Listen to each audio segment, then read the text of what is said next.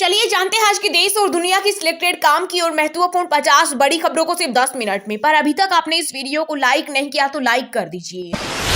मोदी खुद के लिए नहीं बल्कि अमित शाह के लिए मांग रहे वोट। अगले प्रधानमंत्री को लेकर दिल्ली के सीएम अरविंद केजरीवाल का बड़ा दावा। बोले मेरे से लिख कर ले लो, इस बार मोदी जी जीते तो अमित शाह को पीएम बनाएंगे और योगी को सीएम पद से हटाया जाएगा। साथ ही कहा नरेंद्र मोदी अगले साल 75 के हो जाएंगे, क्या रिटायरमेंट लेंगे।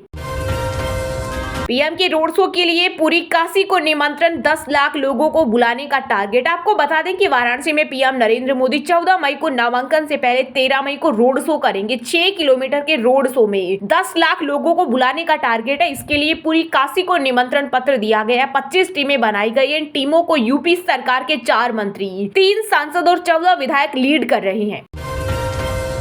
अब चीन पाकिस्तान के छूटेंगे पसीने। 18 मई को सेना को मिलेगा पहला हरमेस 900 स्टार लाइनर दृष्टि 10 ड्रोन बठिंडा बेस पर होगा तैनात। यहां से पाकिस्तान समेत पश्चिमी बॉर्डर पर होगी निगरानी। लोकसभा चुनाव के चौथे चरण की वोटिंग के लिए थमा चुनाव प्रचार। 10 राज्यों और केंद्र शासित प्रदेशों की 94 सीटों पर 13 मई को यानी कल होगा मतदान। आंध्र प्रदेश की सभी सीटों के साथ 18 राज्यों में खत्म हो जाएगा चुनाव का सिलसिला। आडवाणी, मुरली मनोहर, शिवराज की खत्म कर दी राजनीति। जेल से रिहा होते ही भाजपा पर बरसे दिल्ली सीएम अरविंद केजरीवाल का। तीसरी बार सरकार बनने पर अगला नंबर उत्तर प्रदेश के मुख्यमंत्री योगी आदित्यनाथ का होगा। उनकी भी राजनीति खत्म कर दी जाएगी। ब्रजभूषण बोला आरोप साबित हुए तो फांसी पर अटक जाऊंगा। अब कोर्ट को सबूत देने का समय आ गया। पहलवानों के यौन शोषण मामले में ब्रजभूषण पर तय हुए आरोप। दिल्ली कोर्ट बोला 5 शिकायतों में इनके खिलाफ पर्याप्त सबूत। मैं 140 करोड़ लोगों से भीख मांगने आया हूं, मेरे देश को बचा लो। मंच से बीजेपी पर गरजे दिल्ली के सीएम अरविंद केजरीवाल। कहा हमें मिलकर देश को तानाशाही से बचाना है, इसके खिलाफ पूरी ताकत से लड़ूंगा। मुझे देश के 140 करोड़ लोगों का समर्थन चाहिए। केजरीवाल बोले मर जाऊंगा लेकिन बीजेपी के सामने नहीं झुकूंगा।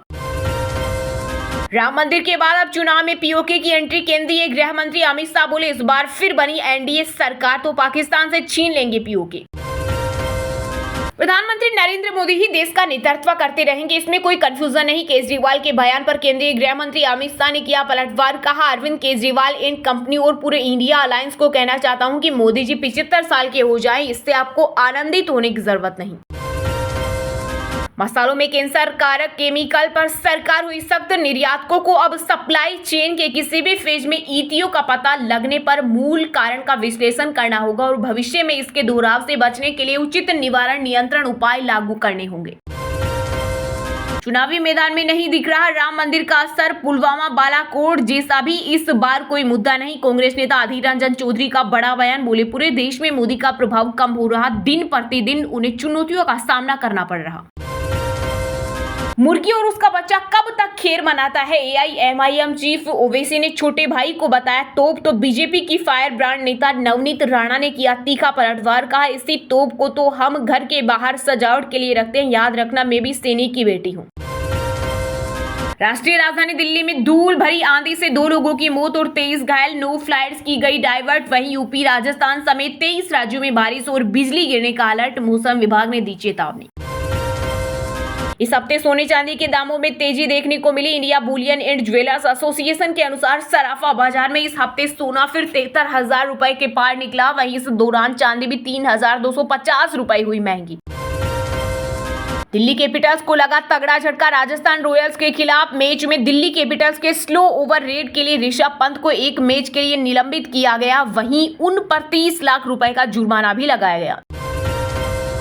कांग्रेस हिंदू विरोधी पार्टी, उसे आपकी चमड़ी का रंग पसंद नहीं। ओडिशा में चुनावी रैली के दौरान बोले पीएम मोदी। कहा इस बार संसद में विपक्ष नहीं बन पाएगी कांग्रेस, 50 सीटों से नीचे सिमट जाएगी पार्टी। जबकि भारत ने एनडीए को 400 पार पहुंचाने का मन बना लिया है।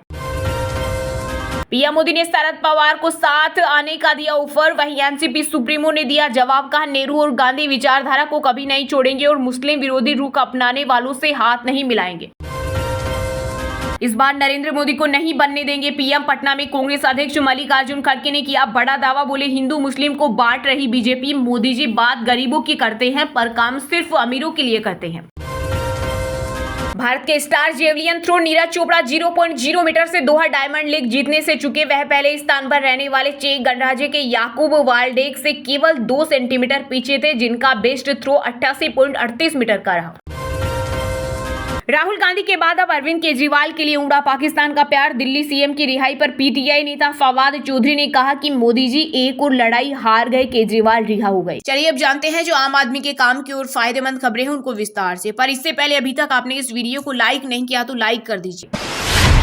कांग्रेस हिंदू विरोधी पार्टियों से आपकी चमड़ी का रंग पसंद नहीं। ओडिशा में चुनावी रैली के दौरान बोले पीएम मोदी का इस बार संसद में विपक्ष नहीं बन पाएगी, कांग्रेस 50 सीटों से नीचे सिमट जाएगी पार्टी। जी हां, पीएम मोदी ने ओडिशा के कंधमाल में चुनावी रैली को संबोधित किया। इस दौरान उन्होंने कहा इस लोकसभा चुनाव में कांग्रेस 50 सीटों से नीचे सिमटने वाली है। पार्टी देश के संसद में विपक्ष पार्टी भी नहीं बन पाएगी। मोदी ने कहा मैं कांग्रेस को 2-2 कहूंगा कि भारत का कोई मुसलमान इधर उधर नहीं जाएगा। कांग्रेस ऐसा मानने की कोशिश न करे। कांग्रेस के शहजादे आए दिन बयानबाजी कर रहे हैं। पीएम ने कहा कांग्रेस बार बार अपने ही देश को डराने की कोशिश कर रही है। वो कहती है कि संभल के चलो, पाकिस्तान के पास एटम बम है। प्रधानमंत्री ने कहा आज पाकिस्तान की हालत ऐसी है कि उन्हें बम संभालना भी नहीं आता। वे अपने बम बेचने के लिए खरीदार की तलाश कर रहे हैं, लेकिन कोई उनसे खरीदना नहीं चाहता। लोग उनके सामान की क्वालिटी के बारे में जानते हैं। पीएम ने आगे कहा 26 साल पहले आज के दिन अटल बिहारी वाजपेयी की सरकार ने पोखरण में परमाणु परीक्षण किया था। एक वह दिन था जब भारत ने दुनिया को अपने सामर्थ्य का परिचय दिलवाया था। और दूसरा कांग्रेस की सोच, कांग्रेस बार बार लोगों को डराने की कोशिश करती है। वहीं जनसभा के दौरान पीएम मोदी ने आरोप लगाया कि कांग्रेस हिंदू विरोधी है और वह जानती है कि धर्म आधारित आरक्षण असंवैधानिक है। उन्होंने कहा कि कांग्रेस के शहजादे राहुल गांधी ने चुनाव से पहले मोहब्बत की दुकान से शुरुआत की थी, जो चुनाव आते आते खत्म हो गई और अब वे टुकड़े टुकड़े गैंग का समर्थन करने की बात कहकर समाज में जहर घोल रही है। कांग्रेस नेता सेम पित्रोदा के हाल ही के बयान पर मोदी ने कहा कि अमेरिका में रहने वाले शहजादे के सलाहकार ने दक्षिण भारतीय लोगों को अफ्रीकी जैसा बताया, यानी तेलंगाना के लोग अफ्रीकी जैसे दिखते हैं। पीएम ने कहा ऐसा इसलिए कहा कि उन्हें आपकी चमड़ी का रंग पसंद नहीं। अब कांग्रेस रंग के आधार पर तय करेगी कि कौन अफ्रीकी और कौन भारतीय है। कांग्रेस की हिंदू और हिंदू संस्कृति के प्रति नफरत रोजाना उजागर हो रही है।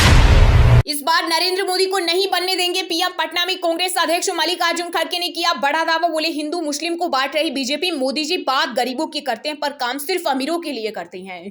लोकसभा चुनाव के प्रचार अभियान में बिहार पहुंचे कांग्रेस के राष्ट्रीय अध्यक्ष मल्लिकार्जुन खड़गे ने कहा कि इस बार हम लोग नरेंद्र मोदी को प्रधानमंत्री नहीं बनने देंगे। नरेंद्र मोदी को रोकने के लिए लोकसभा चुनाव में जितनी संख्या चाहिए उतना इंडिया गठबंधन जरूर लाएगा। पटना में प्रेस कॉन्फ्रेंस में उन्होंने कहा कि मोदी जी बात गरीबों की करते हैं पर काम सिर्फ अमीरों के लिए करते हैं। देश भर की जनता में मोदी सरकार के खिलाफ काफी विरोध है। खड़गे ने कहा कि पिछले 10 सालों में मोदी सरकार ने अपनी ताकत सिर्फ विपक्ष के नेताओं को परेशान करने में लगाई है। मोदी जी हिंदू मुस्लिम को मुद्दा बनाकर समाज को बांटना चाहते हैं, लेकिन जनता ने इस बार उनको जवाब देने का मन बना लिया। खड़गे ने कहा कि पिछले 10 सालों में मोदी सरकार ने देश के लिए काम करने की बजाय विपक्ष के नेताओं को परेशान करने में अपनी ऊर्जा और समय का इस्तेमाल किया। इनके राज में कभी सीबीआई, कभी आईटी तो कभी ईडी का उपयोग करके विपक्षियों के खिलाफ केस डलवाया जाता है। प्रेस को संबोधित करते हुए कांग्रेस अध्यक्ष खड़गे ने इंडिया गठबंधन की जीत का दावा किया। उन्होंने अमित शाह और नरेंद्र मोदी पर तीखा वार करते हुए कहा बीजेपी और उनकी सरकार हर बात में हिंदू मुस्लिम का मुद्दा उठाती है। ये लोग घुमा फिरा कर राजनीति को धर्म के पाले में डालने की कोशिश करते हैं, जिससे कोई संबंध नहीं रहता। उन मामलों में भी हिंदू मुसलमान का मुद्दा उठाकर अपनी राजनीति चमकाने में लगे रहते हैं। उन्होंने कहा कि नरेंद्र मोदी और अमित शाह हिंदू और मुसलमान को एक दूसरे से बांटना चाहते हैं, लेकिन जनता इस बार उनकी चाल को समझ चुकी है। लोग जान चुके हैं कि देश के विकास और जनता की भलाई के लिए नहीं बल्कि सिर्फ वोट बटोरने के लिए बीजेपी वाले यह काम कर रहे हैं।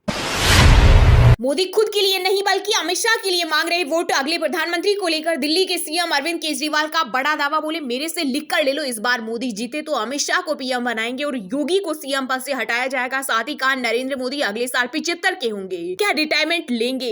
दिल्ली के मुख्यमंत्री अरविंद केजरीवाल ने तिहाड़ जेल से बाहर आने के बाद पहली बार सियासी जनसभा को संबोधित किया। इस दौरान उन्होंने कहा हनुमान जी की हम पर विशेष कृपा है जो मैं अचानक आपके बीच में हूँ। किसी को उम्मीद नहीं थी कि मैं आऊंगा। वहीं केंद्र और बीजेपी सरकार पर हमला बोलते हुए केजरीवाल ने कहा पीएम मोदी कहते हैं कि वो भ्रष्टाचार से लड़ रहे हैं, लेकिन देश के सबसे बड़े चोर उचक्कों को उन्होंने अपनी पार्टी में शामिल कर लिया है। उन्होंने ऐसे लोगों के सारे ईडी सीबीआई के मामले खत्म कर दिए। मैं पीएम मोदी से कहना चाहता हूँ कि अगर भ्रष्टाचार के खिलाफ लड़ाई लड़ना चाहते हैं तो केजरीवाल से सीखिए। दिल्ली सीएम ने कहा कि प्रधानमंत्री देश को बेवकूफ ना समझे। केजरीवाल को गिरफ्तार करके पीएम ने मैसेज दिया है कि अगर मैं केजरीवाल को गिरफ्तार कर सकता हूँ तो किसी को भी अरेस्ट कर सकता हूँ। उन्होंने कहा पीएम मोदी द्वारा एक बेहद खतरनाक मिशन चालू किया गया है। देश को ये समझने की जरूरत है कि पीएम मोदी देश के सारे नेताओं को खत्म करना चाहते हैं। वो वन नेशन वन लीडर चाहते हैं। जनसभा के दौरान केजरीवाल ने कहा कि आडवाणी, मुरली मनोहर, सुमित्रा महाजन, शिवराज, वसुंधरा राजे, खट्टर, रमन सिंह की राजनीति मोदी जी ने खत्म कर दी। अगला नंबर योगी आदित्यनाथ का। उन्होंने कहा अगर मोदी इस बार चुनाव जीत गए तो 2 महीने के भीतर उत्तर प्रदेश का मुख्यमंत्री बदल देंगे। केजरीवाल ने साथ ही कहा पीएम मोदी अमित शाह को प्रधानमंत्री बनाना चाहते हैं। मैं पूछना चाहता हूं कि मोदी की गारंटी कौन पूरा करेगा? यही तानाशाही है। ये चाहते हैं कि एक ही तानाशाह देश के भीतर बचेगा।